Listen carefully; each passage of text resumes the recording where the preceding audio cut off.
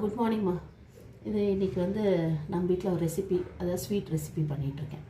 என்ன ஸ்வீட் ரெசிபினா, இது பாரம்பரியமான உணவு. அந்த காலத்துலேருந்து சாப்பிட்ட உணவு தான் இப்போ நான் பண்ணிகிட்ருக்கேன். அது வந்து எல்லோரும் மறந்துட்டாங்க. அது இப்போ நான் ஞாபகப்படுத்துறதுக்காக தான் இந்த கருப்பு உளுந்து இருக்கு இல்லையா, தோலோடு விற்கும், முழு உளுந்து விற்கிது. அது கொஞ்சம் கம்மியாக தான் விற்கிது. அதை வாங்கி கொஞ்சம் நல்லா வறுத்துக்குங்க. அந்த வாசனை வர வரைக்கும் வறுத்துட்டிங்கன்னா ரொம்ப கருக விடக்கூடாது. வாசனை வரும், அந்த டைமில் நம்ம ஸ்டவ் ஆஃப் பண்ணிடணும். வானல் வந்து கொஞ்சம் நல்லா கொஞ்சம் கனமான வானலில் வந்து வறுக்கணும். லேசான வானலில் வறுத்துட்டிங்கன்னா தீஞ்சு போயிடும், வாசனை வந்துடும், அப்போ சாப்பிட முடியாது.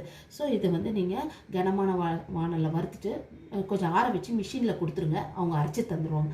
அதில் கொஞ்சம் நாட்டு சர்க்கரை, கொஞ்சம் சர்க்கரை, அப்புறம் அதில் ஏலக்காய் பொடியே சேர்க்கணும். அப்போ தான் அந்த வாடைக்கு ரொம்ப நல்லது, பச்சை வாடை வராது. ஏலக்காய் பொடி கொஞ்சம் நல்லாவே சேர்த்துக்கலாம், குழந்தைங்களுக்கு நல்லாவே அந்த வாசனை பிடிக்கும், உடம்புக்கு ரொம்ப நல்லதுமா. இது வந்து லேடிஸ்க்கு பீரியட்ஸ் டைம்லலாம் ஒரு உருண்டை சாப்பிட்டா அந்த இடுப்பு வலியெல்லாம் வராது. நல்ல போன் ஸ்ட்ரென்த்து கொடுக்கும் கேர்ள்ஸ்க்கெல்லாம். பாய்ஸும் சாப்பிட்லாம். ஸ்ட்ரென்த்து இந்த கொஞ்சம் வயசானவங்க கூட போன் ஸ்ட்ரென்த் இல்லை, ப்ரோட்டீன் இல்லை அதெல்லாம் சொல்கிறாங்க. இது சாப்பிட்டா ப்ரோட்டீன் கிடைக்கும். இது ரொம்ப நல்லதுமா உடம்புக்கு. இது எந்த நேரத்தில் வேணாலும் ஒரு உருண்டை எடுத்து சாப்பிட்டுடலாம். இது குழந்தைங்களுக்கு ஸ்நாக்ஸாகவும் தரலாம். இது ஜெயாஸ் கிச்சன் ஹோம் ரெசிபியோட ரெசிபி. ஷேர் பண்ணுங்கள், கமெண்ட் பண்ணுங்கள். Thank you so மச்மா.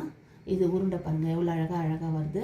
இதை நான் பிடிச்சி வச்சுக்க. இது ரொம்ப நாளைக்கு அப்படியே இருக்குமா.